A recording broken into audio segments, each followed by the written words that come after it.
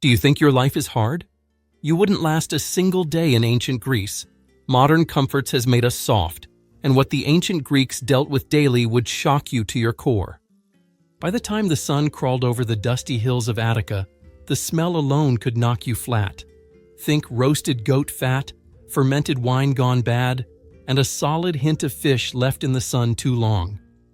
Welcome to ancient Greece, where breakfast begins with olives, gossip, and a nose full of raw humanity. If your stomach is already twisting, perfect. You're ready for our first Greek shocker. In most city-states, the morning bathroom dash meant grabbing a clay pot called a kytra, squatting and hoping you didn't tip it over your own sandals. Public latrines existed, but they were social hangouts the way modern folks treat coffee shops. Imagine 20 neighbors in a row, no dividing walls, everyone chatting about yesterday's wrestling match while doing their business. Toilet paper? The standard kit was a handful of pebbles or a broken piece of pottery called a pesos, lovingly reused by flicking off the crumbs. When you were done, you rinsed your hands in the nearest fountain, the same fountain you drank from later. Once the kytra was full, you emptied it in a cesspit behind the house, or, if you were feeling lazy, straight into the street gutter. Athens had drains, yes, but only wide enough for rainwater and the occasional stray cat. Every heavy storm pushed a brown soup down to Piraeus Harbor, where visiting sailors got a memorable welcome scent. Ancient travel guidebooks would have read, "Beautiful views, bring nose plugs." Still feel like staying for lunch? Good, because most people lived on bread, wine, olives, and hope. Wheat was expensive, so barley mush called maza filled the gap. The texture? Think damp cardboard mashed with sour vinegar. Meat showed up mainly at sacrifices, meaning you had to watch a priest slit a goat's throat before you got your kebab. Vegetables were seasonal and unwashed. Parasites loved this diet. They set up long-term rentals in your intestines and never paid a drachma. What about jobs? Roughly 9 out of 10 free citizens farmed tiny plots outside the walls. They plowed with wooden ards pulled by donkeys that ignored every order except snack break. Work began at dawn, paused at noon for watery wine, and ended only when darkness tripped you into the furrow. There was no weekend. The closest thing to paid time off was when the fields were underwater or your hoplite unit was being called to war, whichever came first. Craftsmen had it better. A potter spent his life bent over a wheel in 100-degree heat, breathing clay dust that glued to his lungs like wet plaster. Bronze smiths hammered beside furnaces without eye protection, so cataracts were a retirement plan. Tanneries soaked goatskins in urine vats, turning the neighborhood into a permanent nasal crime scene. If you could still smell after age 30, people assumed you were rich. Speaking of rich, only men counted as citizens, and only a slice of those actually voted. Women ran the household but legally ranked just above furniture. A wife's public outing might be a single trip a year to a festival, escorted by slaves and shadowed by stares from men debating whether she'd spoken too loudly. Girls married at 14 to men twice their age and began the marathon of childbirth that often ended before their 20s did. Slavery greased every gear in the Greek economy. Enslaved Thracians mined silver in shafts so low they crawled on elbows, breathing metallic dust until their lungs failed. Household slaves ground grain on stone querns from dawn to dusk, each rotation a reminder that freedom was someone else's luxury. In Athens, the enslaved population was larger than the citizen body, the quiet engine nobody praised in patriotic speeches. Feeling sick yet? Let's call the doctor, or rather the physician-philosopher with a beard long enough to sweep the floor. Ancient Greek medicine believed your body held 4 humors, and disease came from imbalance. Remedies included bloodletting, purging with boiled hellebore, and applying warmed cabbage leaves to literally everything. If your headache didn't fade after that, the physician suggested a gym session, because sweating out evil spirits never hurt the consultation fee. Teeth? They were doomed. Honey desserts stuck like modern glue, and toothbrushes were twigs. When pain finally drilled through your skull, the local dentist was a blacksmith with pliers heated in the forge for hygiene. Anesthetic meant biting on leather while your friends sang war songs to drown the screaming. If infection set in, you prayed to Asclepius, and hoped the priest charged less than the undertaker. Disease loved the agora. Crowds packed shoulder to shoulder between fish stalls, coughing into shared wine cups while stray dogs fought over spilled entrails. Typhoid, dysentery, and tuberculosis swapped hosts faster than market gossip. Babies faced 50-50 odds of seeing their 5th birthday. Average life expectancy floated around 35, unless war drafted you first or childbirth claimed you sooner. Justice in the polis looked fair from a distance. Huge citizen juries, sometimes 500 men, heard cases. In reality, verdicts swung with mood, bribes, and whoever told the funniest story. Lawyers didn't exist yet, so you delivered your own defense under a water clock limit. Talk too slowly, the water ran out, and so did your freedom. Penalties ranged from fines you couldn't pay to exile, public whipping, or the hemlock cocktail that ended Socrates' career. Petty crimes met creative punishments. A merchant caught cheating weights might have his booth demolished and the rubble poured over his head. Adulterers could be beaten on the spot by any male relative of the wronged husband.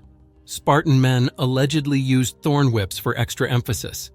Debtors unable to repay sometimes sold their children into slavery, hoping to buy them back later if fortune turned. It rarely did. War never stayed quiet for long. Greek cities fought like siblings sharing one toy called regional power. Phalanx battles resembled armored traffic jams. 30-pound bronze panoply, 8-foot spear, and absolute trust that the man beside you wouldn't sneeze and drop his shield. One slip and an enemy spear found the gap between your linen corselet and your rapidly beating heart. Casualties piled up in minutes, and survivors limped home missing parts they never got back. Naval combat added seasickness to the mix. Triremes, sleek war galleys rowed by 170 sweating men, charged at ramming speed to splinter enemy hulls. Break an oar, and the captain cursed you in 6 languages, because rowers came from everywhere, and none were volunteers. When ships locked together, Marines leapt across decks swinging swords in chaotic brawls. If your ship sank, you swam in armor, or you didn't. Poseidon did not issue life vests. Sieges turned cruelty into slow art. Armies camped outside city walls, burning olive groves and poisoning wells. Inside, grain stores dwindled to boiled shoe leather. Archaeologists found gnawed rat bones in siege layers from Athens' own plague years. Diplomats negotiated truces while the population watched smoke rise from what used to be their harvest. Entertainment? If you weren't dying, you could watch someone else pretend to. Theater festivals drew thousands to stone amphitheaters for tragedies that ended with at least one stabbing and a chorus reminding you life was pain. Tickets were free, funded by rich patrons showing off their civic virtue. A cynic might call it hush money for tax dodging. Sports offered another distraction. The Olympic track baked in summer sun while naked athletes sprinted on crushed dirt. Winning meant a wreath of olive leaves and lifetime meals at City Hall. Losing meant going home to weed barley. Boxers wrapped fists in hardened leather straps that cut skin with every punch. The rules had 3 words: get him first. Referees carried switches to whip cheaters mid-bout. Instant replay, ancient style. Religion soaked every hour. You thanked Hermes before a business trip, Athena before exams, and Dionysus before doing something you'd regret tomorrow. Temples were beautiful but freezing, built of marble that leached body heat straight through your sandals. Sacrifices sprayed blood over altars, drawing flies thick enough to darken the sun. Priests read smoke patterns to predict victory. Generals ignored bad omens until they lost, then blamed the priest. Privacy was a foreign idea. Houses clustered around courtyards shared walls thinner than modern plywood. Neighbors knew when you argued, sneezed, or smuggled home extra wine. Nights were lit by olive oil lamps that smoked like cheap grills, filling rooms with soot that glued to your lungs as firmly as any battlefield dust. Literacy sat on an elite shelf. Boys of citizen families learned letters from wax tablets, scraping mistakes smooth with a stylus. Girls learned to weave, because a good loom beat a good book in dowry negotiations. Most farmers signed contracts with an X and trusted the gods that nobody added extra clauses. News traveled by traveling bards who swapped stories for supper, and sometimes invented entire Persian invasions to spice the saga. Currency jingled in everyone's head, but rarely in pockets. Silver drachmas paid taxes, temple fees, and dowries, but most daily trade relied on barter. A farmer carried a live chicken to market hoping to exchange it for new sandals, only to find the cobbler already drowning in poultry. Economists today call this inefficient. Ancient Greeks called it Tuesday. Housing was sun-baked mud brick, perfect until the first heavy rain melted your living room wall. Roof tiles slipped in storms and clobbered anyone standing below. Floors were packed earth swept with thyme sprigs to mask the smell. Winter cold meant huddling around a brazier that pumped carbon monoxide in slow, cozy doses. Clothing looked classy on statues but sagged in real life. Wool chitons itched, linen wrinkled, dye bled in sweaty lines down your ribs. Laundry day involved stomping garments in lye mixed with ash and urine, then pounding them against stones until the fabric begged for mercy. Fashion changed at the speed of pottery styles, slow enough that you wore the same cloak from teenage years to midlife crisis if moths allowed. While you're picturing heroic philosophers, remember the classroom discipline tool: a stick. Lesson ran long? Whack. Wrong answer? Double whack. Socrates asked probing questions. The ordinary teacher preferred probing knuckles. Exams meant reciting Homer from memory. Mess up a line and start over until your voice cracked or the teacher's patience did. Environmentally, Greece was a dust bowl with scenic islands. Deforestation for shipbuilding stripped hills bare, causing erosion that buried ancient fields in gravel. Summers scorched, winters chilled to the bone through open-door houses. Water came from communal fountains that dried in droughts, forcing villagers to haul jars uphill to springs miles away. Hydration goal: 2 jars before sunrise or risk fainting midfield, becoming fertilizer yourself. Wildlife filled the gaps. Wolves prowled mountains, boars rooted vineyards and gored unlucky shepherds. Snakes coiled in stone walls for warmth. Superstitious families hung garlic and painted eyes on door lintels to ward off evil. Burglars shrugged and stole the garlic. Politics produced more drama than theater. Demagogues promised higher jury pay, free grain, and eternal victory against Sparta. Realities rarely followed. Speeches at the Pnyx relied on volume over fact. Heckling was legal sport. Votes were cast on broken pottery shards, so every election doubled as a recycling drive. Even leisure carried risk.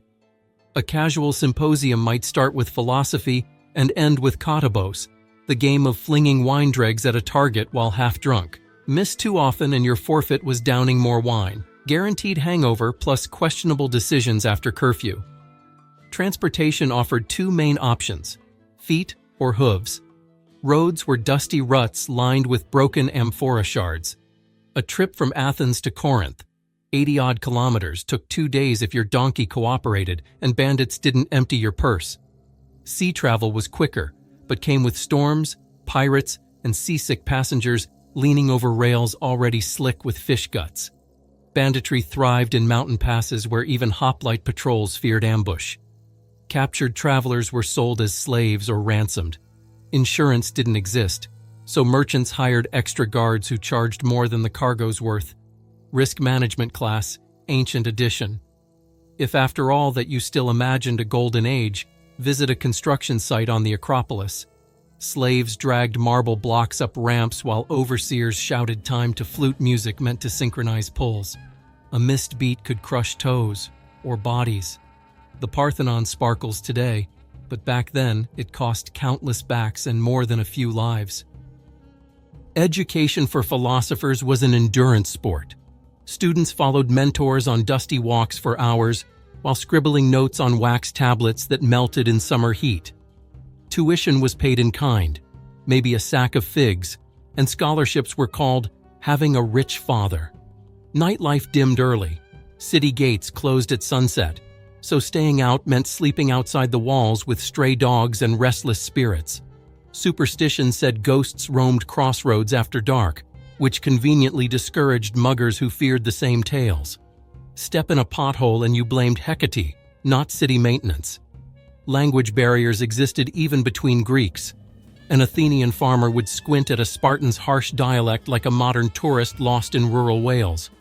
Miscommunication sometimes led to friendly trade, other times to spear tips and ribs. Greek unity was mostly a marketing slogan invented during the Persian Wars, forgotten once the barbarians sailed home. Childbirth deserves its own chamber in this haunted house of history. Midwives worked with zero sterilization, zero painkillers, and clouds of incense meant to dazzle the gods. If labor stalled, they tied red wool around the mother's thighs, rubbed warm olive oil on her belly, and chanted hymns to Artemis, hoping the goddess moonlighted as an obstetrician. Maternal mortality was terrifyingly high. Losing both mother and baby meant a double funeral by sundown, and another dusty stele on the road to the cemetery. Surviving mothers thanked the gods, then braced for the next pregnancy. Once the naming feast ended, childhood marched like a drill sergeant. Boys trudged to wrestling school at dawn, learned lyre scales after lunch, and recited Homer until their throats cracked. Girls mastered weaving until their fingers bled fine thread. Toys were clay horses or knucklebones from sheep, because nothing screams fun like rattling a dry joint. Discipline mixed affection and fear. A disobedient child met the household rod, proof that corporal punishment arrived bundled with love centuries before Victorian nannies wrote the manual. Women's daylight hours blurred into a loop of spinning, baking, and hauling water from public fountains while praying the clay jar didn't shatter on the rocky walk home. They supervised slaves, balanced household accounts, and wove cloth sturdy enough to serve as dowries for future daughters.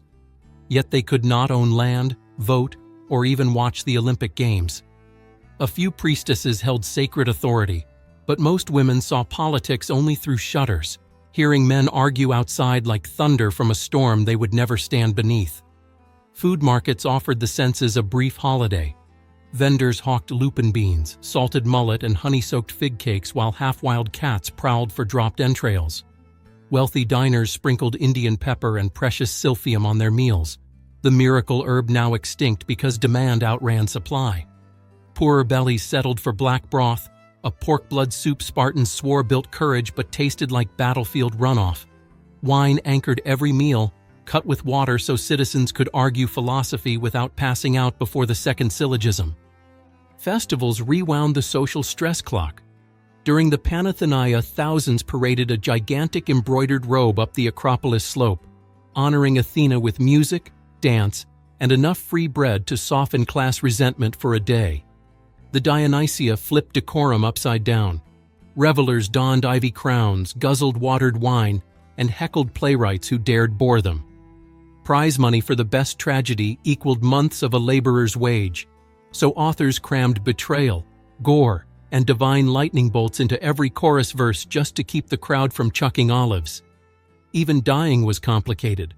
Proper funerals demanded a coin in the mouth to pay Charon, the underworld ferryman with strict fare rules and no sympathy. Families wailed beside the pyre, tore hair and scratched cheeks to broadcast grief.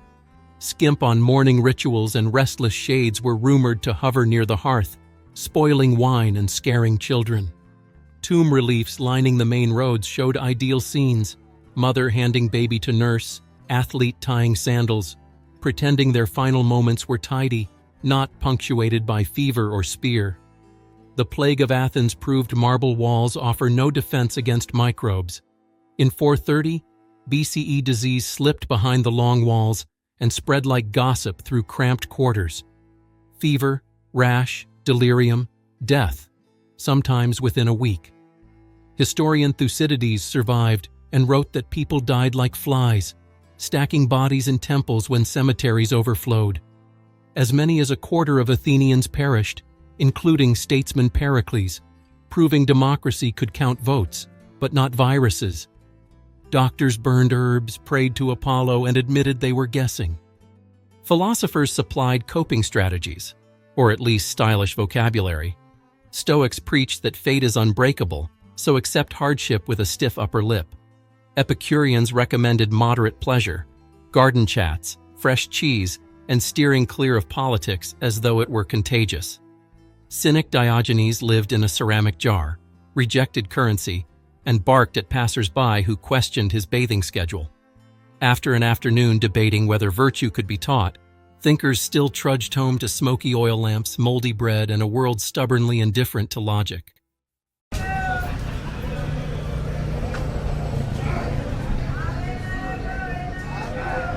What if some of the best, healthiest vegetables just disappeared from our plates? Long ago, the ancient Greek farmers grew some amazing superfoods that most people have forgotten. Let's dig into them and see what we have been missing. Imagine walking through an ancient Athenian market at sunrise. The smell of warm bread, salty sea air, and crushed herbs hovers over narrow stone streets. Merchants shout prices in sing-song voices, goats chew baskets they are supposed to carry, and pottery clinks like wind chimes every time someone bumps a stall. Hidden among the olives and amphorae are foods most modern people have never tasted, or even heard of. These were the everyday heroes of Greek kitchens 2,000 years ago, now banished to footnotes and archaeology reports. Back then, Greek cooks did not browse recipe blogs.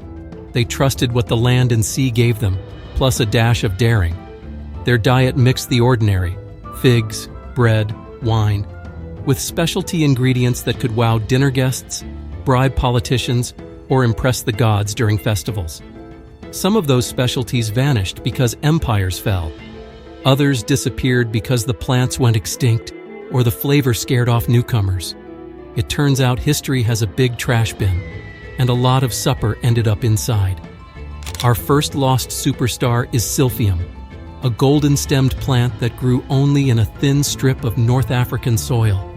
The Greeks loved it so much they stamped the shape of its heart-shaped seed on coins. They shaved bits off the resinous stalk to flavor meat, fish, and even dessert. Imagine garlic, fennel, and sunshine had a baby. That is what ancient writers claimed silphium tasted like.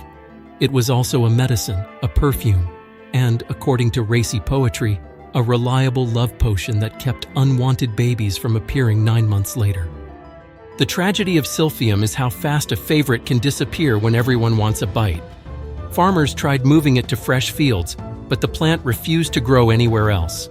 Goats loved it, people loved it, and smugglers loved the profits. By the 1st century, silphium was gone. The Romans held a funeral feast for the last recorded stalk. Today, scientists argue whether it was a giant fennel or a lost cousin of carrot. Either way, imagine a spice so delicious your civilization eats it to death. Then imagine your spaghetti sauce without oregano forever.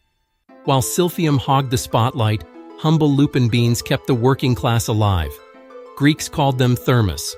They boiled them, soaked them, then rinsed them again to wash away a natural bitterness that could numb your tongue. Once tamed, the beans tasted a little like chickpeas that went to the gym, firmer, meatier, ready to flex protein in every stew. Farmers loved lupins because they grew in worn-out soil and left it richer for next year's crops. Sailors carried sacks of them on long voyages, a crunchy backup plan when fish lines came up empty. Modern snack aisles show countless nuts wearing sunglasses and fancy flavors, while lupins hide in plain sight as cattle feed. Part of the blame? Time. It takes patience to soak and rinse, and most shoppers will not wait longer than a microwave cycle. Yet the bean is staging a quiet comeback among athletes and allergy dodgers. If you ever taste a modern lupin chip, remember you are sharing a snack with Spartan soldiers and island shepherds who trusted this bean to keep winter hunger from winning. Next comes mallow or malak, the greeter of Greek roadsides. Mallow thrives in cracked pavement today just as happily as it thrived in ancient stony fields. When rains were late, farmers had at least one green they could count on. The young leaves went into soups thick enough to stand a spoon upright. Old philosophers joked that if the gods kicked them out of Olympus, they would dine on mallow and still live well. That joke was partly envy. Mallow carries iron, calcium, and a gentle fiber that keeps a philosopher regular without pharmacy help. Most people see mallow as a weed now. We spray it with herbicides and complain it stains car tires. Meanwhile, health blogs buy expensive powders promising half the nutrition packed into the plant we trample. Ancient Greek grannies would cackle at that logic. They harvested mallow with one hand while rocking a cradle with the other, then stirred it into lentil mash so everyone slept full. The only complicated tool needed was a pot big enough to share. Honey has never vanished, But one Greek dessert that worshipped honey has slipped away. Melituta was a honey-soaked cheesecake before cheesecake had a marketing team. Bakers blended fresh goat cheese, ground barley, and wildflower honey, then wrapped the mix in fig leaves and baked it next to hot coals.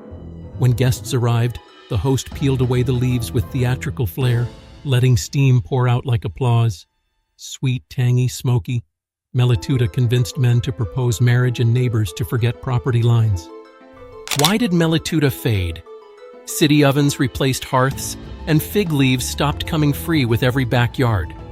Sugar from distant plantations elbowed honey out of wealthy pantries. Cheesecakes changed shape, stacking ingredients instead of blending them. The memory of Melituta lingered only in medical texts, praising it as a gentle laxative.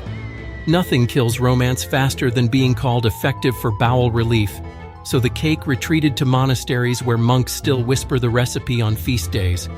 Gyros, the Greek fish sauce, makes modern noses twitch before the jar opens. Think of it as the ancient sibling of Southeast Asian fish sauces, but louder and saltier. Fishermen layered small fish, herbs, and buckets of sea salt in clay vats, then left the sun to do its slow magic for months. The result smelled like Poseidon's laundry basket, yet tasted like liquid umami lightning. Cooks splashed gyros on everything. Bread crusts, boiled greens, even fruit, to spark flavor explosions nobody could explain, but everybody craved. When refrigeration arrived, gyros lost its survival niche. Competing sauces used quicker methods and fewer broken amphorae. Today, archaeologists identify old factories by the acidic stench trapped in soil layers. They wear masks, take notes, and secretly admit they might try a drop if time travel offers lunch.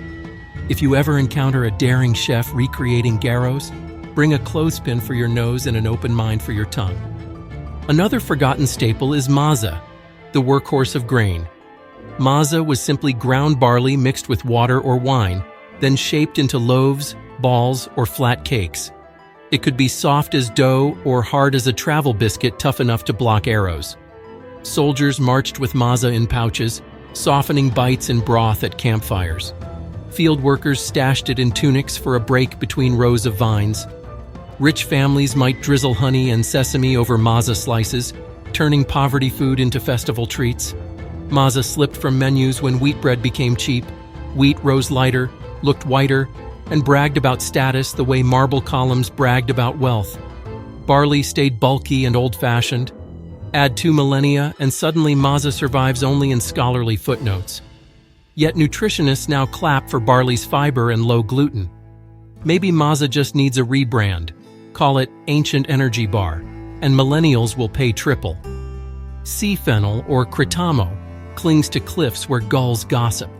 Its fleshy leaves suck salt spray and convert it into crisp, lemon pepper flavor the Greeks adored. Sailors plucked bunches to fight scurvy, packing jars with critamo, vinegar, and olive oil. On land, cooks chopped it into tomato salad, turning ordinary produce into seaside vacation on a plate. The plant asked for nothing but enough daylight and a bit of risky climbing to harvest. Tourists snap photos of critamo these days without considering it edible. Regulations fence off many coastal plants, and grocery buyers fear anything not wrapped in plastic. So sea fennel keeps waving from cliffs, waiting for brave picnickers to remember the snack hiding in plain sight. If you ever taste it, chew slowly. That pop of brine is history high-fiving your palate. Next, we meet sapa, dark grape syrup the color of midnight ink. Farmers boiled grape must in bronze kettles until it thickened into a pourable caramel that tasted of raisins, smoke, and sunburned fruit. Sapa sweetened porridges, masks, and even medicines. Doctors mixed it with herbs to mask bitter cures. Children licked it off spoons when mothers turned their backs, making sapa the original cupboard raid. Why did sapa dim? White sugar barged in like a loud guest at a quiet wedding. Its clean sweetness was easier to measure, and plantation prophets shouted louder than small vineyard kettles. Some villages in Greece still simmer petimezi, the grandchild of sapa, but most people think it is exotic health food instead of daily bread topping. All it needs to rise again is a marketing slogan: solar-powered syrup, no blender required. Pterikos, the salted anchovy block, may hold the crown for ugliest delicious food.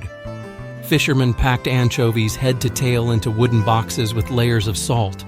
Weeks later, the fish fused into a gray brick that could keep for months without spoiling. Buyers sliced Toricos like cheese and melted pieces into stews. The flavor exploded into broth the way firecrackers light a dark night. Suddenly, everything dances. Taricos stumbled in the age of glass jars and tiny tins. Familiar fillets in oil looked friendlier than a fish brick needing a saw.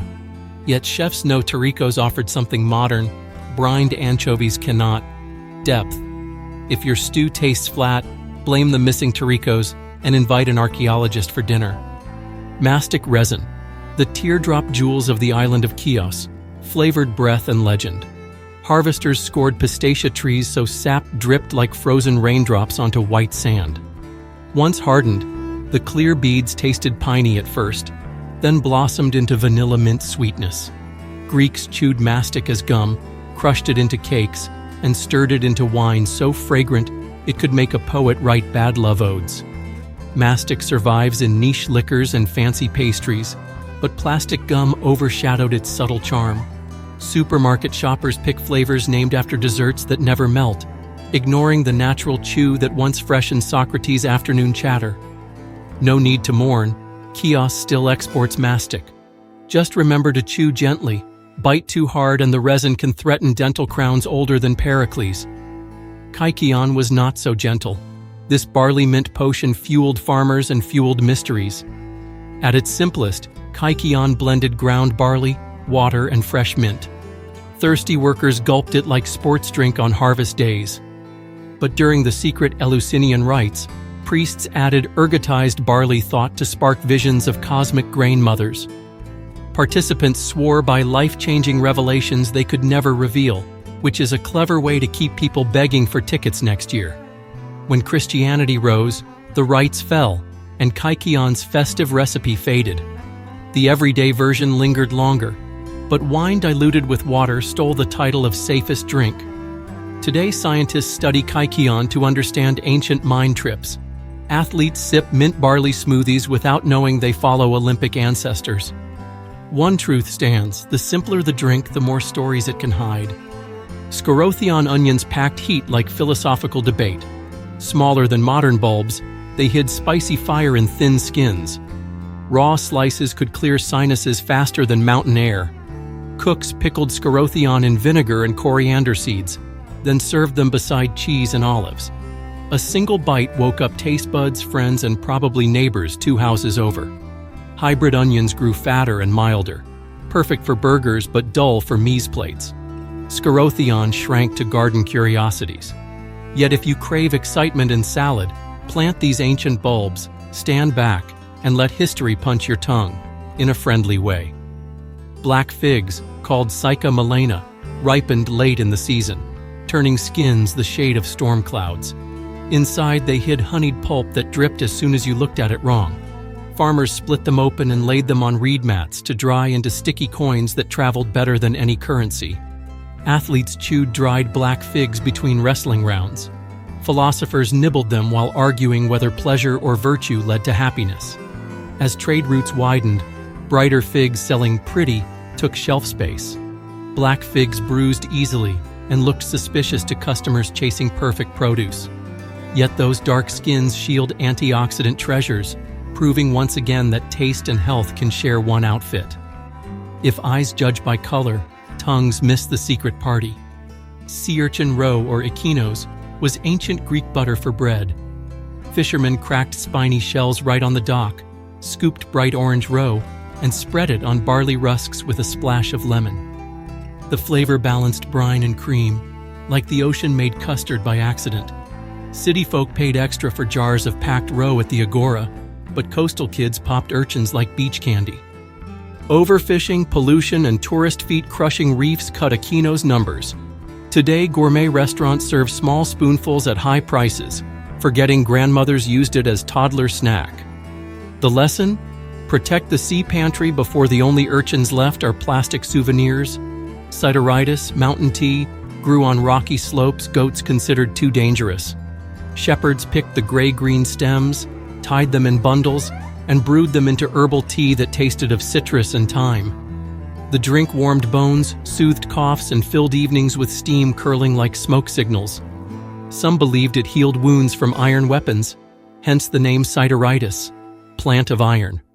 Coffee bulldozed its way into breakfast cups, pushing mountain tea to souvenir shelves. Yet scientists now discover sideritis fights inflammation and lifts mood. The goats always knew.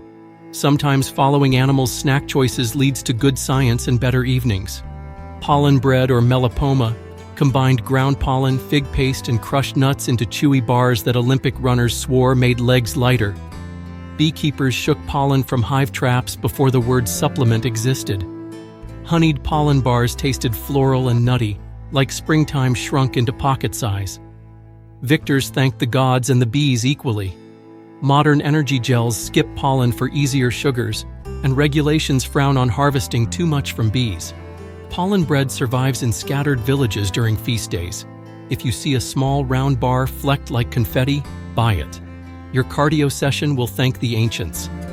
Wild purslane glystrida slithered between vineyard rows with succulent leaves that popped like tiny water balloons. Housewives snipped whole mats of it to pickle in brine or toss raw with cucumber. Hippocrates wrote that purslane cooled fevers. Cooks liked it because vines ignored droughts. Children liked it because you could fling the stems like tiny whips when chores got boring. Purslane revived as a trendy omega-3 green, yet most gardeners still yank it out thinking it is a weed. Imagine pulling up free salmon-level nutrition and throwing it away. That is exactly what we do while paying for lettuce shipped from far deserts. The Greeks would tilt their laurel wreaths in disbelief. Cracked wheat porridge called trikanas blended fermented milk with parboiled wheat, dried into pebbles that rattled in jars. Winter arrived, mothers dropped handfuls into boiling water, and thick soup formed faster than you can say, drive-through. The slight tang reminds modern palates of sourdough crossed with grits. Trikanas filled bellies, cured sniffles, and convinced even picky toddlers to nap. City life replaced home fermentation with store noodles, but trikanas still rustles in rural pantries. One sniff of steam and you are back to a hillside cottage where snow stays outside, and stories grow longer every time the ladle passes the pot. Caperberries, capparis, sprouted from stone walls like green fireworks. Harvesters climbed ladders at dawn to pinch buds before flowers burst.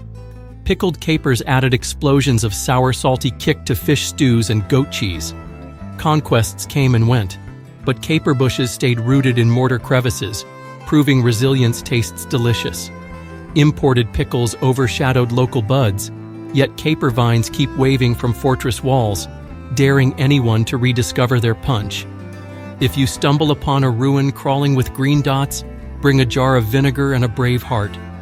Finally, we honor acorn bread, Dricinos artos, survival loaf of poor villages and remote islands. Acorns from evergreen oaks were leached in running water to remove bitterness, then ground with barley into dough dense enough to stop a Spartan spear. The bread tasted nutty and slightly sweet, perfect with fig jam if you had any left. In famine years, acorn bread kept whole regions alive when grain convoys never arrived. Wheat abundance pushed acorn bread into memory's attic. Oak forests turned into picnic spots instead of granaries. But climate shifts remind farmers of hearty staples. Some bakeries now mix acorn flour with wheat for gluten-light loaves that echo campfires of ancestors. The lesson is simple. Foods once scorned as poor man's dinner may rescue future tables. All these lost or fading Greek foods tell one story. The pantry of the past overflowed with variety, courage, and local wisdom. The tongue that tasted silphium, maza, garos, and melituta kept memory alive long enough for archaeologists to dig it back up. Maybe tomorrow's cooks will rescue mountain tea from souvenir racks and plant sea fennel along balconies. History is just old menus waiting for a table reservation, and we still have seats left. Ever wondered how ancient Greeks didn't just melt beneath that relentless Mediterranean sun or shiver when the rare cold spell rolled over the Aegean? They had no air conditioners, no electric fans, and definitely no cozy fleece blankets shipped overnight from an online store. Yet somehow the citizens of Athens, Sparta, Corinth, and every little coastal village in between kept their cool, literally, and still managed to throw the best symposiums the world has ever seen. Their secret? A grab bag of clever tricks that turned blistering summers and damp winters into manageable bumps on the rocky road of daily life, all while looking effortlessly stylish in linen chitons that would make a modern influencer jealous. Let's peek at their houses first, because Greek architecture wasn't just about marble columns big enough to make your neck ache from staring upward. The typical home of a middling Athenian was a low two-story rectangle built from sun-dried mud brick and chunks of stone scavenged from whichever hillside was closest. Those walls might sound flimsy, but they acted like giant clay coolers, thick enough to absorb midday heat, then slowly release it once the evening breeze arrived. Builders mixed crushed pottery shards into the mud, giving each wall a built-in ventilation system of microscopic tunnels that wicked away moisture like an ancient dehumidifier. Add a coat of glaring white lime wash that bounced sunlight straight back to Helios, and the inside felt surprisingly comfortable even when the agora outside simmered like a frying pan. Every house, rich or poor, revolved around an open courtyard called the Owl. Picture a roofless square lined with shady colonnades, a pomegranate tree in one corner, and maybe a terracotta altar smudged with yesterday's sacrifices to Hestia. In summer, the courtyard acted as a thermal chimney. Hot air rose and escaped up the middle, sucking cooler air through narrow doorways at ground level. Families arranged their spinning, weaving, and gossip sessions here during the afternoon siesta, so the breeze could drift right over their sweaty foreheads. By nightfall, that same courtyard became a pocket of chilled air, perfect for rolling out straw mats and dozing beneath constellations the Greeks had already turned into myths. Roofs were another stroke of genius. Those neat rows of curved terracotta tiles you see on recreated Greek towns weren't chosen just because they looked good on pottery. Air pockets beneath each tile trapped a cushion of insulation, while the curved channels guided rainwater toward cisterns tucked underneath the courtyard. That stored water doubled as an ancient evaporative cooler. A family could hoist a ceramic jar, splash the flagstones, and let the breeze carry a mist of freshness across the whole house. Wealthier homeowners went one step further, installing shallow reflecting pools whose surfaces exhaled cool vapor like permanent silent fountains, nature's version of a desktop USB humidifier. Now, the Greeks did know a thing or two about winter, especially in northern regions like Thessaly, where mountain winds bite harder than a Spartan drill instructor. When temperatures dipped, families sealed shutters with thin marble slabs or oiled leather flaps. Hearths shifted from the courtyard to a central room called the oikos, where a portable brazier of charcoal glowed red under a bronze tripod. The trick was location. The brazier sat low so heated air could swirl upward, ricochet off the ceiling beams, and settle gently on anyone lounging against the walls. Ashes were saved and layered between floor tiles for extra insulation, and on especially damp nights, someone might shove a clay pot filled with embers beneath the dining couch, toasting guests' toes while they argued about the nature of virtue. Daily schedules were timed with precision that would shame a modern smartwatch. Dawn's first rosy fingers meant it was cool enough for farm work or market haggling, but the real sweet spot was late morning before Apollo's chariot started blasting the stones. Around noon, shutters clapped shut, shady porticos filled with people napping in breezy silence, and the whole city slowed to a crawl. Locals called this break the Mesembria, but you can call it the oldest siesta on record. After the sun slunk past its peak, artisans reopened their workshops and kids dashed back into alleys chasing hoops, all while long shadows stretched like sundials, reminding everyone how much daylight was left before the evening symposium bells chimed. Let's talk food, because no civilization fueled so many philosophers on an empty stomach. Instead of giant fridges humming in every kitchen, Greeks turned to amphorae, those pointy-bottomed clay jars you picture on shipwreck documentaries. Grain got stored bone-dry with sprigs of wild thyme that naturally repelled pests. Olives bathed under a blanket of oil, sealing out air better than any plastic wrap. Fish were salted until they rivaled modern potato chips for sodium, then packed into wooden barrels oozing garum, a fermented sauce so funky citizens joked it needed its own vote in the assembly. In rural Attica, farmers buried pumpkin-sized pithoi half-deep in the earth. Temperatures down there hovered around 50 degrees Fahrenheit year-round, keeping figs leathery, cheese tangy, and onions crisp until the first spring flowers coaxed everyone back to fresh greens. Cooking centered on a clay hearth that looked like an upside-down bowl with a hole in the top. Families kept a stew called maza, or tragemata, simmering for days. Barley, lentils, herbs, and whatever scraps yesterday's dinner left behind. Guests simply ladled more water, tossed in fresh veggies, and kept the flavor rolling. Archaeologists scraping carbonized residue from 2,400-year-old pots discovered layers like tree rings, barley at the bottom, chickpea mush above, and a final skim of olive oil sealing everything from air. That perpetual stew killed bacteria by staying just hot enough to ward off spoilage, a slow-cooking brother to the medieval pottage you heard about earlier. Nothing said survival like fermentation. Wine was their breakfast smoothie, lunch drink, and evening toast. Villages stomped grapes in stone vats, funneled the juice into huge clay jars, and capped them with pine resin. The resin wasn't just flavor. It plugged microscopic holes, creating a semi-airtight seal so the wine stayed fresh through blistering summers and damp winters. Even table scraps got a second life. Farmers in the Cyclades buried cabbage under sand, turning it into a tangy pickle that paired beautifully with dried goat sausage. Talk about zero-waste cuisine 2 millennia before sustainability became a buzzword. Of course, fashion helped regulate body temperature as much as any architecture trick. Greeks worshipped linen, like a modern athlete worships moisture-wicking polyester.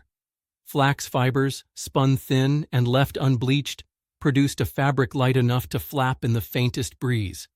On chill nights or during winter sea squalls, folks layered wool himacha over their linen chitons. They never washed wool in hot water because that would felt the fibers into a lumpy blanket. Instead, they aired garments in salty sea wind, letting natural lanolin repel moisture and odors. Some even rubbed olive oil mixed with crushed bay leaves into the cloth, creating a water-resistant glaze that smelled like an herbal spa. Headgear was essential. The wide-brimmed patassos wasn't a fashion statement for traveling poets. It cast a circle of shade that functioned like personal portable awning. For feet, thin leather sandals laced halfway up the calf allowed maximum airflow and minimal contact with sizzling flagstones. Soldiers marching across sun-baked Asia Minor wore thick felt insoles dusted with powdered charcoal, a low-tech version of temperature-regulating shoe inserts sold at outdoor stores today. Sleeping habits also reveal their engineering smarts. City families slept on wooden frames woven with leather straps or rope. Those lattice beds acted like suspension bridges for your spine, springy, breathable, and light enough to drag into the courtyard on summer nights when indoor rooms felt oppressive. In the countryside, people shared raised platforms packed with straw and dried asphodel leaves that warded off insects. Parents in the middle, kids near the edges ready to sprint for midnight chores, older grandparents tucked closest to the hearth where warmth lingered. Everyone lay slightly propped on cylindrical pillows, so cool night air brushed cheeks without whooshing straight into lungs, cutting down on the coughs that Spartan doctors blamed on sleeping too flat. Animals played sidekick too. During winter storms, shepherds corralled sheep beneath stilted bedrooms, letting 100 pounds of bleeding body heat drift upward through floorboards. Villagers near Mount Olympus herded goats into stone-lined corridors that doubled as windbreaks. The animals' warm breath circulated along sloped ceilings, while manure layered with straw fermented, releasing a slow stream of bonus heat. To keep smells down, families sprinkled beds of crushed seashells and wood ash that soaked up ammonia faster than a box of modern cat litter. Water management deserves applause. Greeks harvested winter rain from tiled roofs, funneled it through terracotta pipes, and stored it in plaster-sealed cisterns buried like giant eggs below courtyard floors. Drawing buckets hauled up cool water even at high noon. To chill wine, diners dunked amphorae in the cistern or wrapped them in wet linen and left them on shady verandas. As the moisture evaporated, it leached heat from the jar, dropping the wine's temperature by a satisfying couple of degrees. Think of it as the ancestor of the electric cooler you lugged to beach picnics. Community spaces multiplied these household hacks. Public bathhouses weren't just for scrubbing off road dust. They used solar-heated water stored in blackened tanks so soaking at twilight felt like slipping into a giant teacup. Gymnasia lined with tall plane trees offered an avenue of perpetual shade, channeling canyon-like drafts that cooled athletes after wrestling matches. Market stalls erected striped awnings angled to bounce morning sun onto produce, ripening fruit without cooking the merchants underneath. The agora itself functioned as an open-air thermostat. Civic planners laid the paving stones in light and dark patterns. Heat rising from darker stripes pushed cooler air across paler ones, creating gentle eddies you could feel on sandal-clad feet. Council chambers, meanwhile, featured double-door vestibules where citizens shook off dust and heat before stepping inside echoing rooms whose high ceilings trapped warm breath overhead, leaving the debate floor pleasantly temperate for long speeches about naval budgets. Festivals doubled as seasonal checkpoints. When almond blossoms popped in late February, priests of Demeter signaled farmers to prune grapevines, a job best done before sap rose and afternoon heat baked workers' shoulders. By July, when cicadas screamed loud enough to drown out philosophical arguing, coastal towns hosted nighttime processions lit by olive oil lamps. The moving glow kept streets safe while participants soaked in the cooler evening air. After harvest, communal grain piles became neighborhood air fresheners as chaff burned in shallow pits gave off aromatic smoke that also shooed away mosquitoes fat with summer mischief. Storage trickery never ended. Tall granaries made of sun-baked brick stood on mushroom-shaped stone stilts called pissoi, impossible for rats to climb. Ventilation slots carved in zigzag patterns let wind snake through barley without letting water sneak in. Pottery workshops produced double-walled jars. In summer, slaves poured water between layers so evaporation chilled inner wine, while in winter they plugged the gap with wool scraps to guard against frost. Some households even buried sealed amphorae in seabed mud along shallow coasts, knowing the constant temperature of submerged sand kept olive oil fresh and fish sauce mellow until someone paddled out to retrieve dinner ingredients. Labor was organized with military precision. Villages divided citizens into Aranos crews responsible for tasks like olive picking, grape pressing, or wood cutting on rotating shifts tied to lunar cycles. If your team skipped its turn, the village assembly fined you an entire amphora of wine, or worse, a front-row seat next to the loudest philosopher at the next festival. Everyone knew the stakes. One missed pressing, and a year's harvest could spoil. So even the laziest cousin got hauled out of bed before dawn, when an appointed herald clanged a bronze cymbal under each doorway. The city planners of Rhodes introduced an urban layout so grid-perfect you could time walking errands by counting street crossings. Homes staggered in height to avoid blocking each other's breezes, and alleys aligned with the Etesian winds that blew from the sea each afternoon. Residents likened it to living inside a giant wind instrument, every building a flute hole channeling air to where people gathered most. Meanwhile, country estates near Corinth dug shallow trenches around orchards. At dawn, cold air pooled low, keeping figs crisp until harvest, and by afternoon, the trenches radiated stored coolness back toward sun-drenched vine rows. Light itself was a tool. During blazing midsummer, families swapped thick wooden shutters for reed blinds smeared with diluted clay. Sunlight slipping through the reeds scattered into soft gold tones that brightened rooms without turning them into ovens. At dusk, olive oil lamps provided steady glow but minimal heat. Wicks twisted from papyrus burned cool, letting households finish weaving or reading scrolls without sweating through their tunics. Medicine chimed into the climate choreography. Hippocratic doctors recommended seasonal diets, watery gruels and honeyed melon in dogstar season, dense barley cakes and boiled cabbage when Orion rose. They advised sleeping with feet toward the breeze to prevent fevers, and prescribed simple breath exercises under plane trees to train lungs against dusty wind. Their patient instructions read like a crossover between a weather forecast and a yoga class, but they kept epidemics low enough for the population to boom. Entertainment slotted neatly into thermal rhythms, too. Tragedies at the Dionysia began just after sunset, when theater benches of limestone finally stopped sizzling. Torches lining the aisles were dipped in salt water beforehand, so their flames burned bright without crackling sparks into the audience's hair. Vendors sold chilled wine diluted with snow carted down from Parnassus. Yes, Greeks invented the first snow cones, and rough-fired mugs that sweat condensation on grateful hands. When winter brought rain, smaller dramas moved indoors to covered Odeia, whose timber ceilings arched like upside-down ships, acoustics perfect for echoing every tragic sigh. Even warfare obeyed climate sense. Hoplites trained at dawn and dusk, leaving midday for equipment repairs under shade. Armories stored bronze cuirasses wrapped in wool to prevent sun glare that could roast skin or blind comrades during formation practice. Strategoi scheduled campaigns for spring and autumn, when supply wagons could travel without turning roads into muddy rivers or dusty furnaces. If an unlucky siege dragged into high summer, commanders ordered trenches dug around tents and filled with seawater. Evaporative cooling turned the encampment into a passable oasis, though mosquitoes probably thought it was a five-star buffet. Religious rituals mirrored agricultural ones.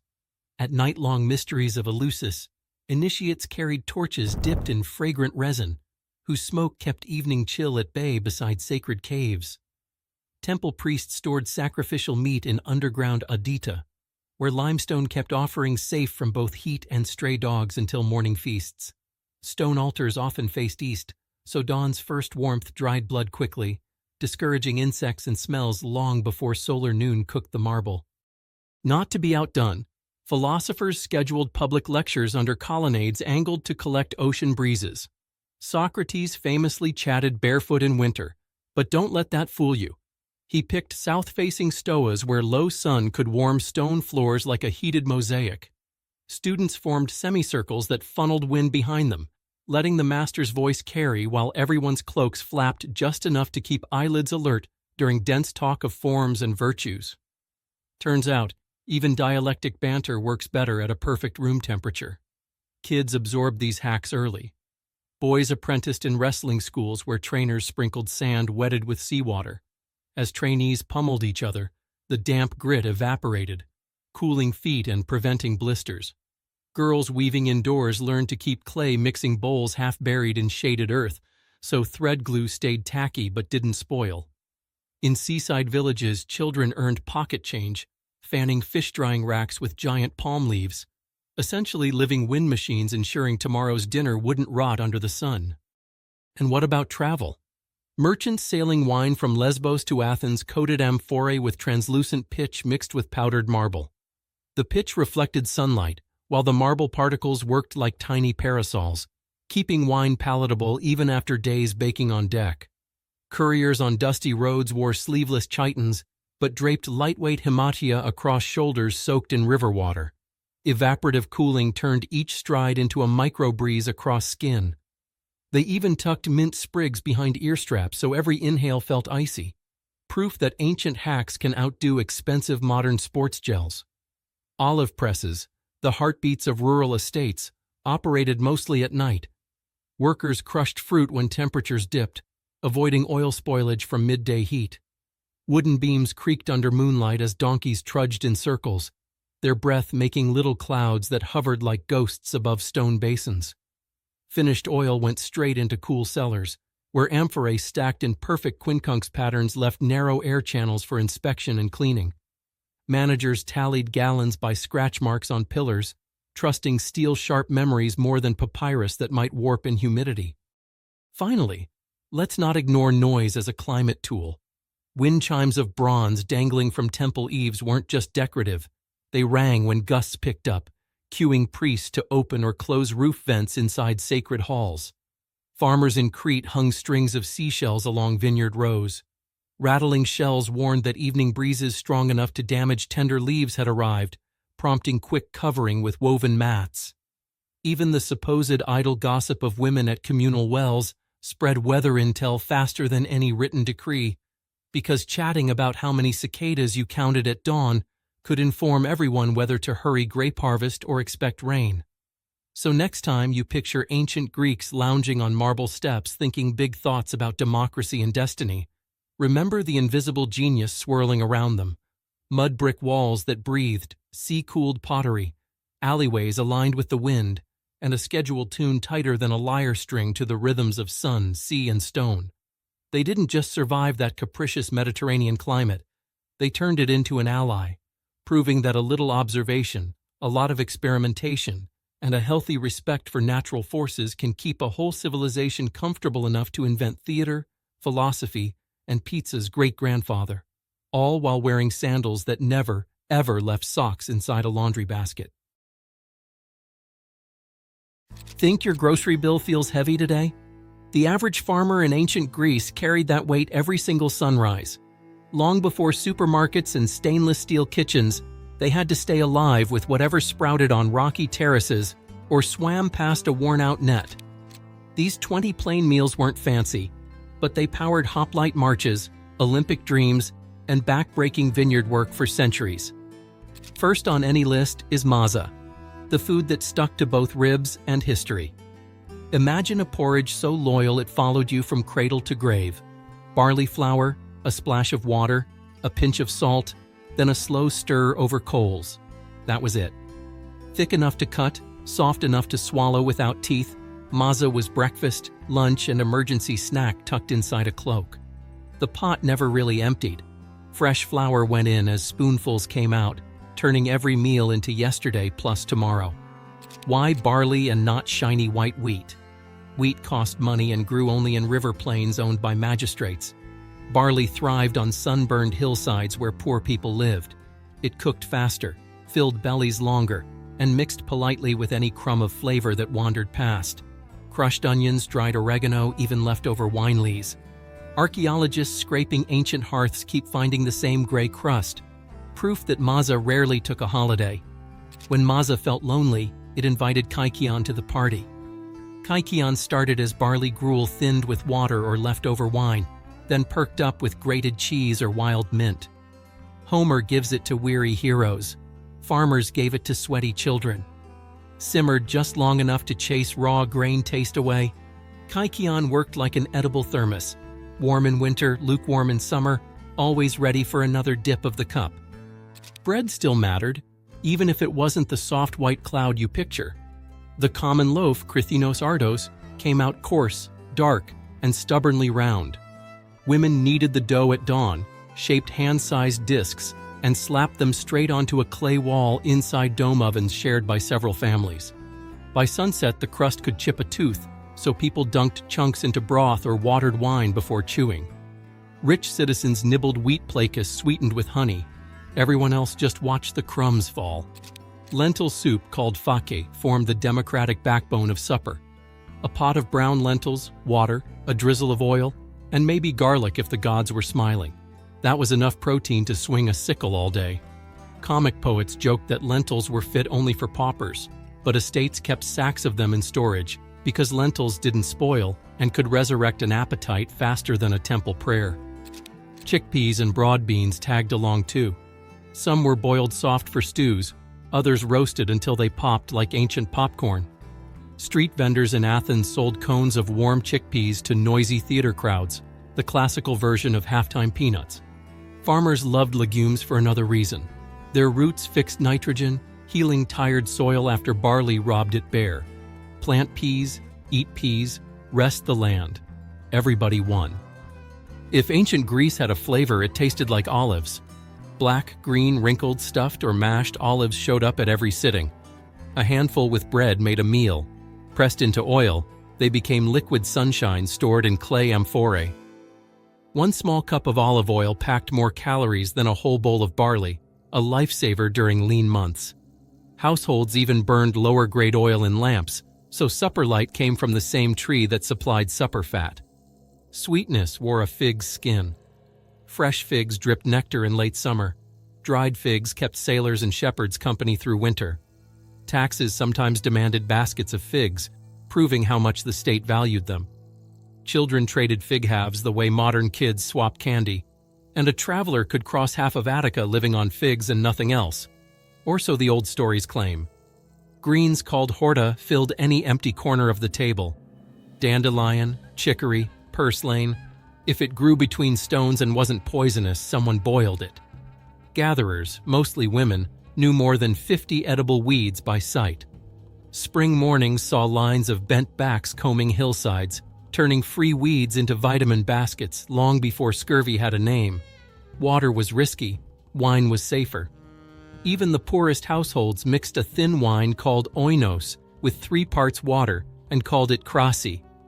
The brief boil during fermentation killed the nasties no one could see, and a splash of acidity masked stale flavors. Symposium tales talk of strong wine, but farmhands drank light stuff all day without wobbling, the ancient version of small beer. Grape presses dotted every village. After the sweet must drained, skins and seeds still fragrant got tossed into a side jar to make vinegar, or poor man's grappa called piquette. Nothing wasted, ever.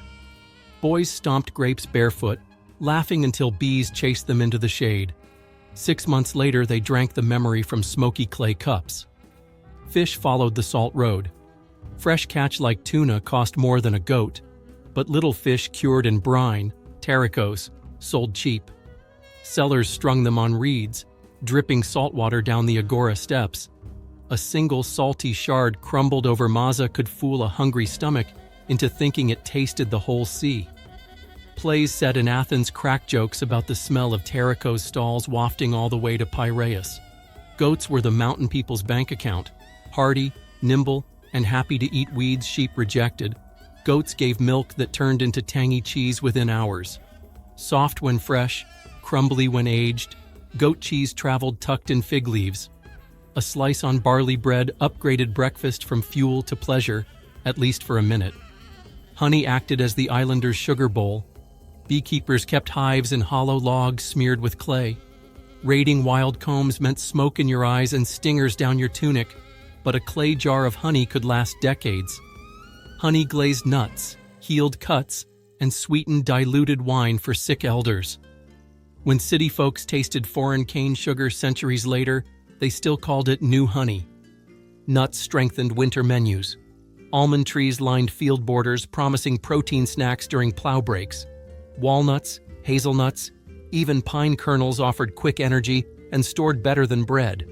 Carob pods, long brown and sweetish, got ground into powder to stretch barley flour, fooling children into thinking cake was on the way. It usually wasn't. Festival stew proved creativity knows no menu. During harvest Thanksgivings, neighbors pooled leftovers into a cauldron big enough to drown a helmet. Barley, beans, greens, cheese rinds, herbs, the tale of yesterday's goat. Everything cooked until flavors forgot where they started. No recipe, no rules, just community disguised as supper. Daily eating rhythm ran on suntime. Workers grabbed a nibble of cold maza at dawn called akratisma, then sweated through fields until ariston, a midday bite of bread, olives, maybe onions. Real eating waited for nightfall. Deepnon, the main meal, unfolded after stars blinked awake. A long sit on straw mats around a low table, joints aching, lamps flickering, stories rising with steam from the stew. Sieges and droughts demanded harsher tricks. When grain stores emptied, people baked ember cakes. Barley paste slapped straight into hot ashes. Dust brushed off, still gritty between teeth. Wooden siege tokens found in Athens list daily rations of 2 such cakes per soldier, proof that survival doesn't pause for flavor. Nothing escaped the use-it-anyway rule. Grape leaves too tough for eating wrapped leftover beans to make travel packs. The whey left from cheese-making soured into a drinkable yogurt called oxygal. Even broken pottery found a second life, storing salted fish or lining earth floors. Waste was an insult to Demeter, goddess of grain. Nobody dared. Roasted snails crawled onto plates in coastal hills. Kids collected them after rain. Grandparents purged them on bran, then tossed them on hot tiles until shells cracked. Dipped in garlic oil, snails tasted like land shrimp, a sentence no modern menu dares print, yet fed many a Spartan outpost. Wild birds sometimes replaced expensive meat. Thrushes caught in nets got skewered whole and grilled over vine twigs. Bones crunched, beaks too.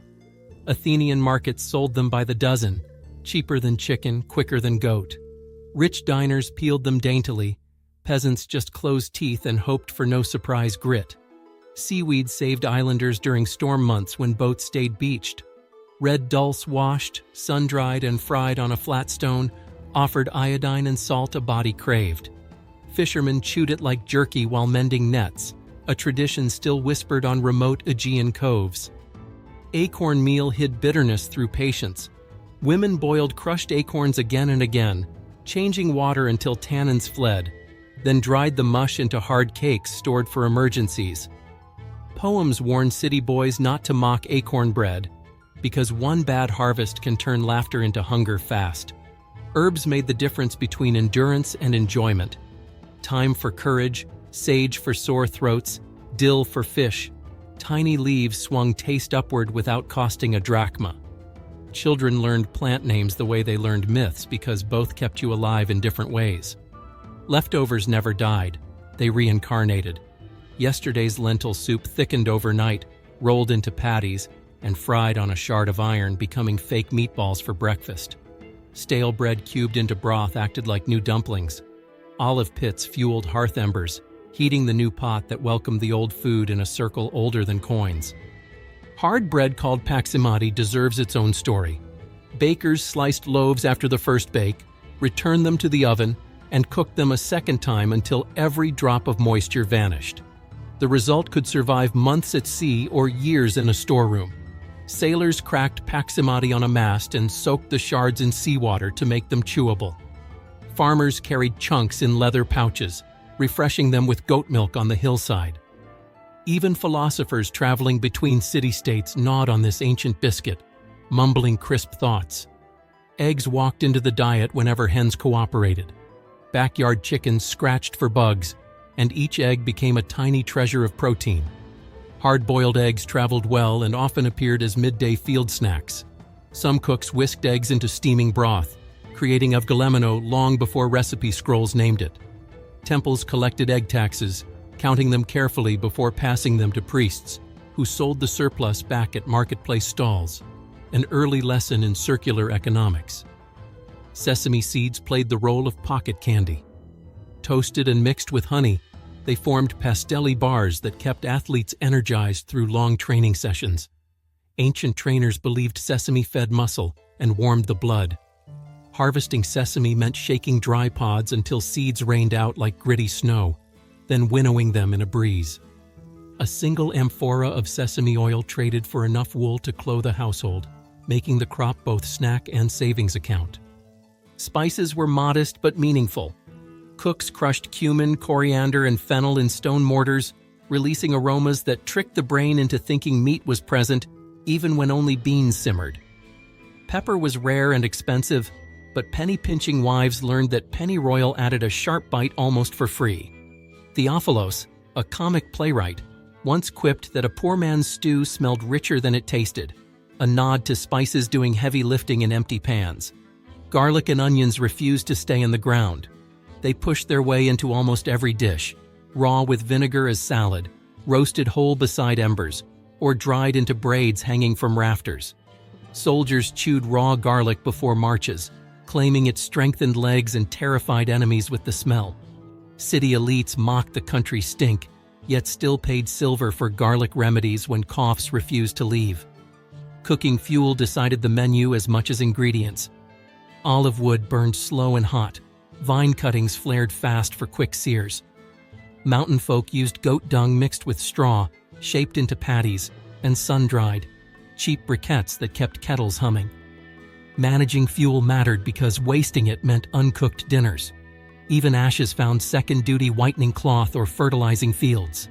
Religious calendars shaped eating habits. On purification days before festivals, communities practiced partial fasts. No meat, limited oil, plenty of barley gruel. After sacrifices, the rules flipped. The choicest organs and fatty cuts charred for the gods, while worshippers shared the rest on reed mats around the altar. For many villagers, festival meat was their only taste of pork or beef all season, a reminder that heaven controlled the menu as surely as soil did.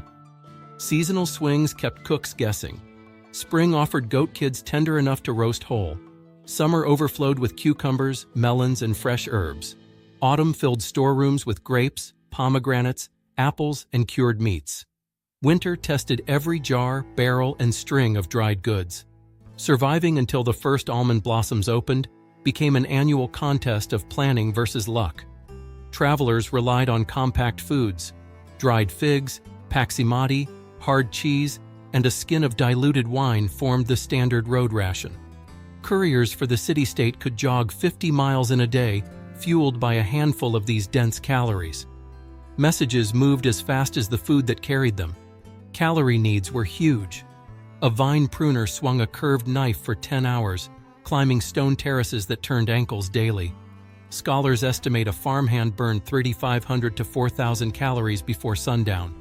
That's why barley dominated plates. It was cheap energy you could grow yourself.